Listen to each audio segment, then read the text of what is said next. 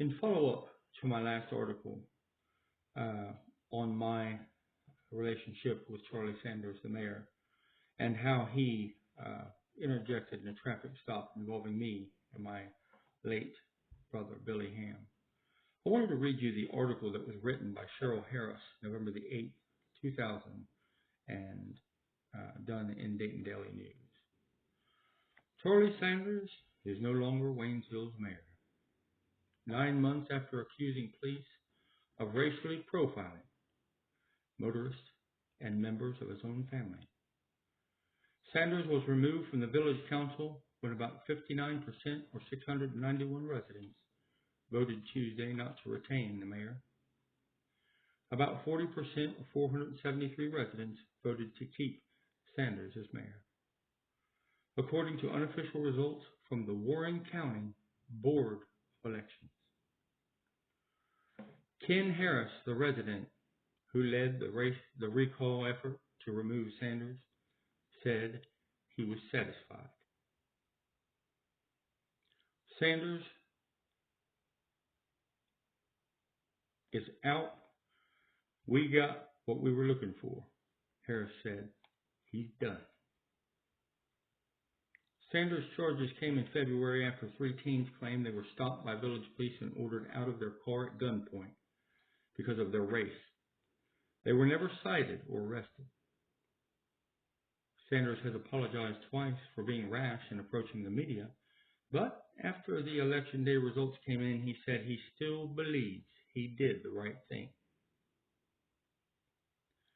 I'd rather stand up for the right and be on the Lord's side than to stand up with 10,000 and be wrong, he said. Vice Mayor Sandra Stemple now takes Sanders' place, leaving a seat on the village council open for an appointment. A Waynesville charter amendment that passed Tuesday calls for unsuccessful candidates for village council from a previous election to be given first consideration for a council appointment. Other village council members will choose. A year ago, Waynesville residents re-elected Sanders as their mayor. He beat Stemple with about 60%, or 444 votes. Stemple received 289. Stemple, who said she voted to remove the mayor, said she wants to reunite the council. I feel bad for Charles, she said about midnight. I feel really bad. But on the other hand, he brought it on himself. Sanders, a Democrat, lost twice Tuesday. He also ran as a Democrat against Republican Rob Portman in the 2nd District. In February, Sanders reacted after Waynesville officers stopped Monroe resident Saul Plaza, 19, and Middletown residents DeWant Jackson, 19, and D'Angelo Harrington, 18, as they drove through the village. Sanders said the teenagers were stopped only because of their race. Sanders called for village officials to fire Police Chief Alan Carter if an investigation showed that his officers had acted inappropriately. There has been a history of tense relations between Sanders and Carter. In 1995, Carter was reprimanded for using a racial epithet about Sanders, according to village records. On May the 4th, the Warren County Sheriff's Department investigation concluded that Waynesville police had probable cause to stop the 3 teens. The report, however, questioned whether there was a pattern of unrecorded traffic stops being made by the Waynesville police. But even after the report cleared the officer, Sanders' accusations continued to provoke a storm of protest from those who argued he had unnecessarily sullied Waynesville's reputation. In August, the Warren County Board of Elections approved 209 of the 233 signatures that Harris submitted.